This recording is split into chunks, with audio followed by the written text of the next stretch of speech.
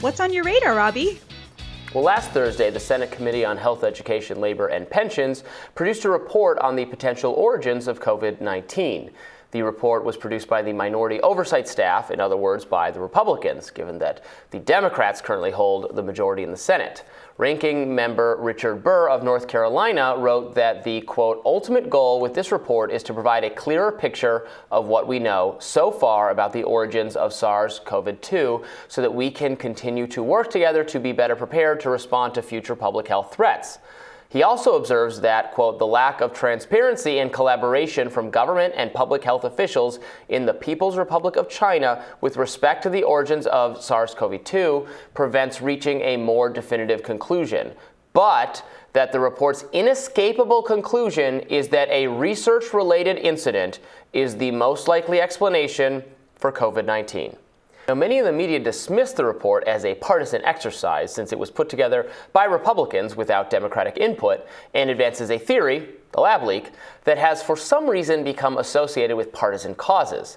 This itself has always been odd because there's nothing really ideologically at stake here. Neither the lab leak nor the wet market theories get Democrats in more hot water than Republicans. But even so, some voices in the mainstream media have clung to the idea that lab leak is a conspiracy theory, and Dr. Fauci has maintained that while either is possible and further investigation is necessary, he thinks a natural zoonotic spillover is most likely. A report from Republican Hill staffers is not going to change Fauci's mind or anyone else's. But the day after the report was published, Vanity Fair and ProPublica released a bombshell news story that reveals in much greater detail exactly what information the Senate Health report was based on. Vanity Fair and ProPublica also point to lab leak as the most likely explanation for COVID-19. And if you read the story, you probably will too. Vanity Fair and ProPublica caution that there's no smoking gun here. They do not definitively prove the lab leak explanation. But metaphorically, while there's a great deal of smoke and gunpowder and bullet casings surrounding the Wuhan Institute of Virology. Both the journalists and the congressional staffers examined files and documents produced by scientists at the lab and by oversight officials in the Chinese government. They employed Chinese language speakers with a knack for reading between the lines and translating Communist Party doublespeak into actual English. And what their analysis suggests is that the Wuhan Institute of Virology, located just a stone's throw away from the wet market that hosted the pandemic's first superspreader event, was wildly unsafe. The scientists engaged in risky research there were under constant pressure from the government, the Chinese government, to work harder, to produce more discoveries, and to cut corners if they had to do so. Evidence emerges that they used substandard safety practices. They did not properly disinfect surfaces. They labored in biosafety suits and masks for far longer than is healthy. Reports note of conditions so unsafe, they are positively inhumane. And then, most troublingly, the communications point to a major biosafety incident in November of 2019, just a few weeks before the cluster of COVID-19 cases at the Wuhan wet market. The documents signal that the institute faced an actual safety emergency in November 2019, that officials at the highest level of the Chinese government weighed in, and that urgent action was taken in effort to address ongoing safety issues. That's a direct quote from the ProPublica Vanity Fair piece. And here's text from one such dispatch from Wuhan Institute of Virology scientists who write, once you have opened the stored test tubes, it is just as if having opened Pandora's box. These viruses come without a shadow and leave without a trace. Although various preventive and protective measures, it is nevertheless necessary for lab personnel to operate very cautiously to avoid operational errors that give rise to dangers. Every time this has happened, the members of the Zhengjian Lab Party branch have always run to the front line, and they have taken real action to mobilize and motivate other research personnel.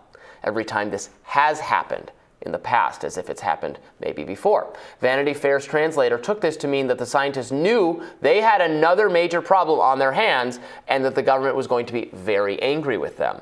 There was a dispatch from a government official that referenced the highest authority in the land, Chinese President Xi Jinping. While it's not certain that Xi Jinping actually signed off on the message, the fact that his name was being invoked suggests an urgent and non-routine biosafety emergency. The journalists further discuss evidence that China's vaccine timeline seems actually impossible. It just wouldn't have been possible for them to move that quickly unless they had COVID-19's genetic sequence earlier than they have admitted. Vanity Fair and ProPublica spoke to experts who said that the timeline of the Chinese military vaccine development was, quote, unrealistic, if not impossible. If not impossible. So, Batya, this is a pretty damning story, and I initially saw a lot of people just dismissing the report because it was a Republican-produced report. Whatever, it's not going to change anyone's mind. I dare everyone needs to go read this story, which dances around this likely indication that these dispatches are indicating, these conversations between the laboratory scientists and the Chinese government, that something went really wrong in November of 2019. That wasn't surprising given all the past issues with safety, with surfaces not being disinfected properly, concerns about the structural integrity of the building and whether the disinfectants were corroding the building, and on and on and on. But then November 2019 comes around, and then they have this kind of different tone to these messages, these communications between the government and the lab, and it becomes very, I mean, come on. At one point, do people, give up their just utter, and by people I mean mostly the mainstream media and, people putting up guardrails, Dr. Fauci, et cetera. I mean, look at this stuff. Just look at this stuff. Yeah, I think it's funny because The Atlantic had a piece today with the headline, "Let's declare a pandemic amnesty." And the subheading was, "We need to forgive one another for what we did and said when we were in the dark about COVID." But the thing is, some people in the dark made better decisions than others, and some people were a lot less in the dark than they let on, as you reported. And I think that the idea that we should just move on from this, that we should just, say, okay, you know what, we're going to call an amnesty, and because the thing that happened is that the mainstream media allowed its hatred of Trump, it's like completely irrational hatred of Trump, to justify the abdication of journalistic responsibilities. I think that's kind of the subheading here.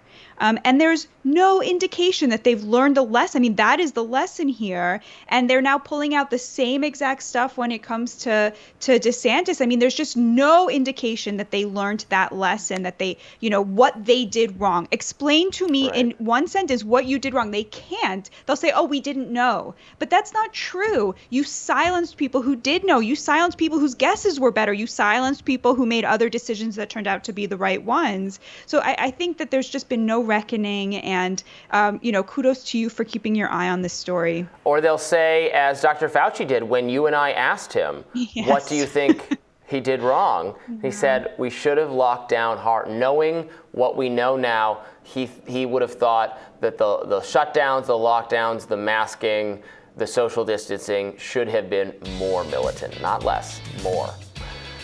All right, we'll have more Rising right after this. Stay tuned.